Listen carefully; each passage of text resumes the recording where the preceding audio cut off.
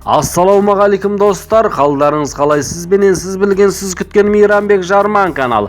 ақш біртіндеп әлсірейді. Иран Тасним ақпарат агенттігінің хабарлауынша, Иранның рухани көсемі Аятолла Али Хамени сейсенбі күні жоғары лауазымды шенеуніктер алдында сөйлеген сөзінде ақш бұрынғыдай держава емес және араб әлемін Иранға қарсы жинап, оның ядролық бағдарламасын шектей алмайды деген және де фактілермен сөйлеген.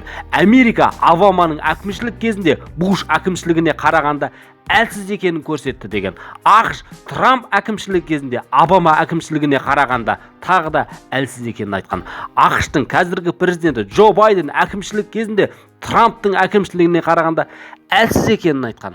Иран жақында Қытай төрағасы Си Цзиньпиннің арашалауыменен Сауд Арабияменен қарым-қатынасын қалпына келтірді. ақштың ресми одақтасы болмаса да Сауд Арабиясы ондаған жылдар бойы ақштың аймақтағы ең жақын серіктестерінің бірі болды және әлемдегі американдық қаруды ең көп сатып алушы болып табылады. Алайда қазір Эр-Рияд Байденнің мұнай өндіруді ұлғайту туралы үндеулеріне тойтарыс берді деген. Және де энергияны ақштың долларынан басқа валюталармен саудалауды талқылап жатыр. Сонымен қатар деп жалғастырды Аятолла, ақштың саяси қысымы менен санкциялары арқылы ядролық бағдарламаны тоқтатқысы келеді, бірақ ол сәтсіз болды деген. Достар, видео ұнаса лайк басыңыздар, келесі видеоны жіберіп алмас үшін подписация және жанында қоңырау басып арнаға тіркеліп алыңыздар. Сол кезде біз салған видео, біз салған уақытта сіздің экраныңызға жетіп баратын болады. Сау болыңыздар достар.